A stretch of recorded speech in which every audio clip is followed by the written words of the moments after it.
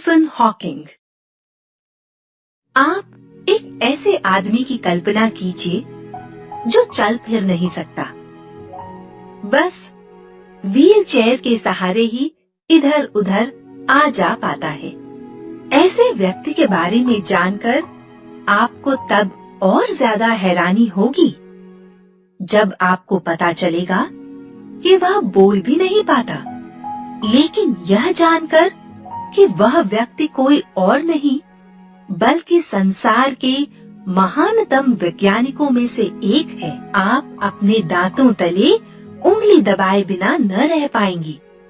America का सबसे उच्च नागरिक सम्मान पाने वाले इन महान वैज्ञानिक का नाम है स्टीफन हॉकिंग।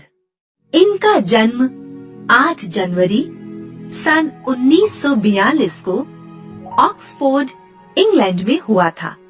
इनके पिता फ्रैंक हॉकिंग भी एक वैज्ञानिक ही थे। स्टीफन की आरंभिक शिक्षा अल्बॉस स्कूल में हुई थी। बचपन से ही वे पढ़ने में बहुत तेज थे। अपने आसपास की चीजों को जानने और समझने में इन्हें बहुत मजा आता था।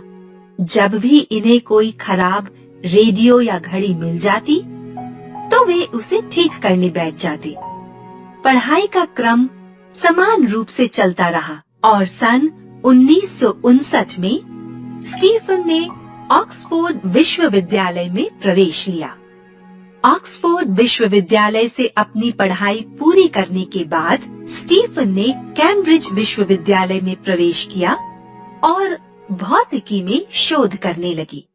लेकिन अभी कुछ ही महीने बीते थे कि इन्हें एक बीमारी मोटर न्यूरॉन ने घेर लिया जो कभी भी ठीक नहीं हो सकती थी।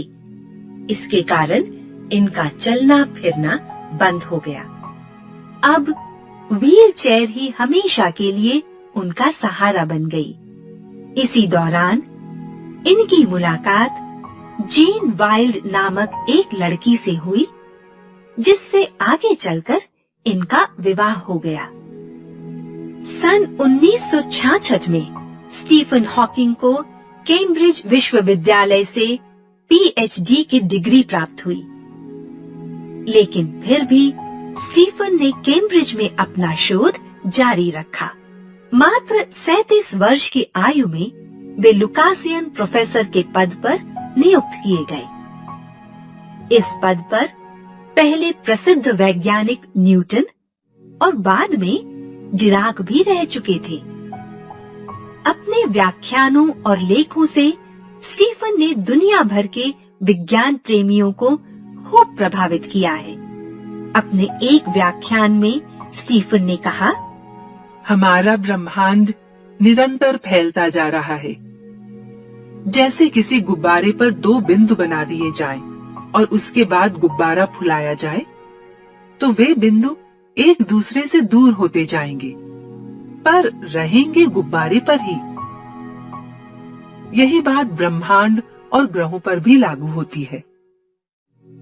जहां एक ओर स्टीफन अपनी विलक्षण प्रतिभा और कड़े परिश्रम से दुनिया को नवीनतम जानकारी देते रहे हैं, वहीं दूसरी ओर प्रकृति लगातार उनकी अपंगता बढ़ाती चली जा रही है।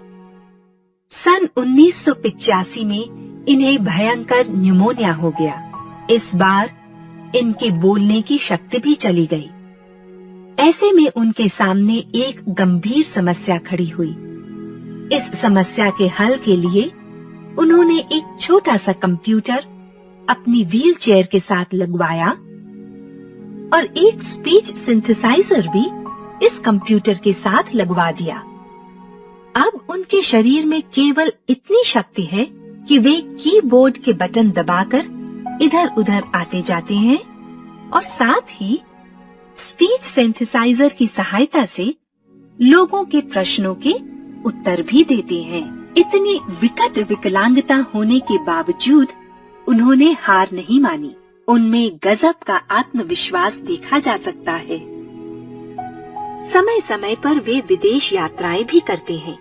कुछ वर्ष पहले वे अमेरिका गए, जहां उनके व्याख्यान सुनने वालों में न केवल बड़े बड़े वैज्ञानिक शामिल थे, वहां अमेरिका के पूर्व राष्ट्रपति बिल क्लिंटन भी पीछे कैसे रहते।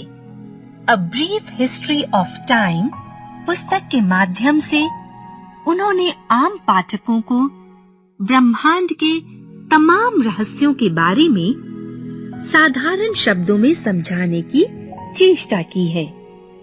वे लिखते हैं, मुझे सबसे ज्यादा खुशी इस बात की है कि मैंने ब्रह्मांड को समझने में अपनी भूमिका निभाई। इसके रहस्य लोगों ने खोले और मैं इस पर किए गए शोध पर अपना योगदान दे पाया। मुझे गर्व होता है जब लोगों की भीड़ मेरे काम को जानना चाहती है।